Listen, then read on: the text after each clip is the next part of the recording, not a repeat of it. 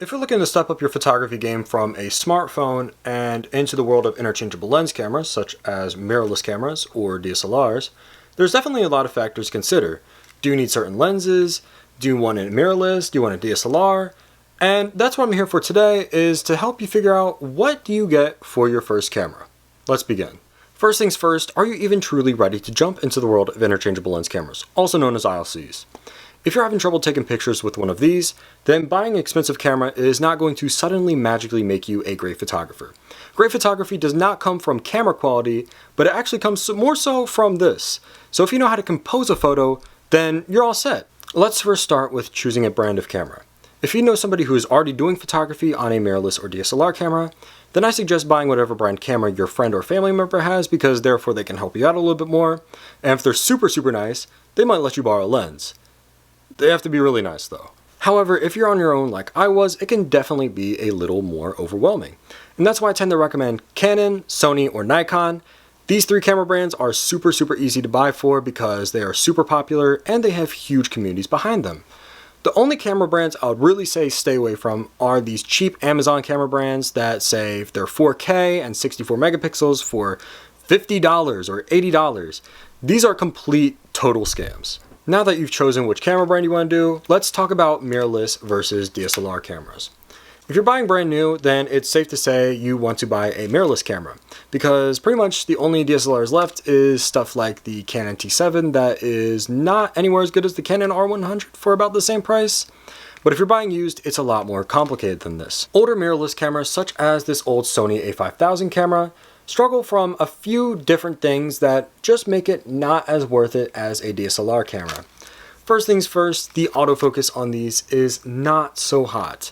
New mirrorless cameras are a lot better than DSLRs with autofocus, but old mirrorless cameras are worse than DSLRs with autofocus. I know, it sounds crazy, but back in the day we relied on contrast detect autofocus, and now we rely on stuff like phase detect and dual pixel. Battery life is a thing that is definitely not as great still on mirrorless cameras, but certainly has improved a lot since the days of things like this little Sony a5000 from 2014.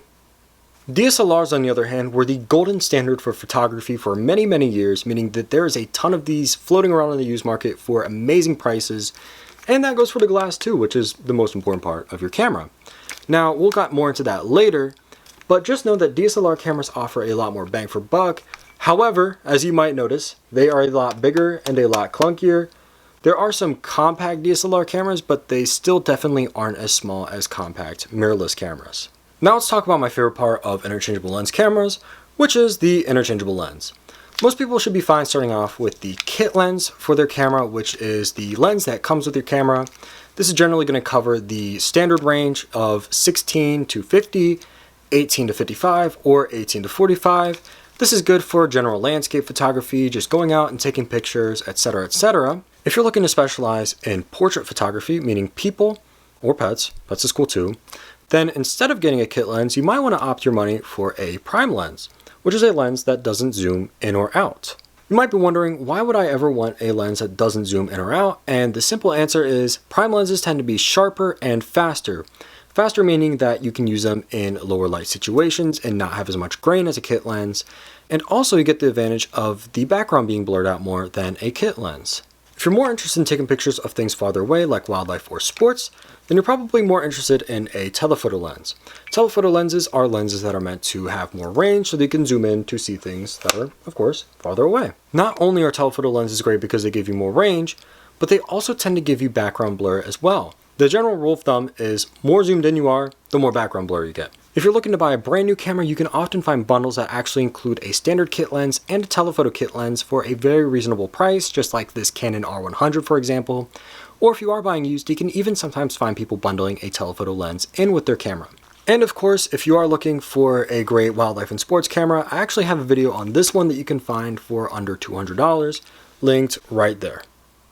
And on the topic, there are definitely some big no-nos when it comes to buying used. The biggest one for me is buying used on Amazon. Every once in a blue moon, you can find a decent used price on a camera on Amazon, but generally sellers tend to know that people will go to Amazon first and hyperinflate the price of their used cameras. What I suggest instead is checking local camera stores if you have any, checking pawn stores, or if you want a warranty, going to websites like MPB, KEH, or B&H. Of course, I'm not sponsored. This is too small of a channel for that. But these websites tend to offer 6-month warranties, which can definitely help with anxiety. So that wraps up my tips for buying your first camera. If you have any questions, just shoot them down below and I will answer them. And of course, make sure to like and subscribe regardless. And thank you for watching.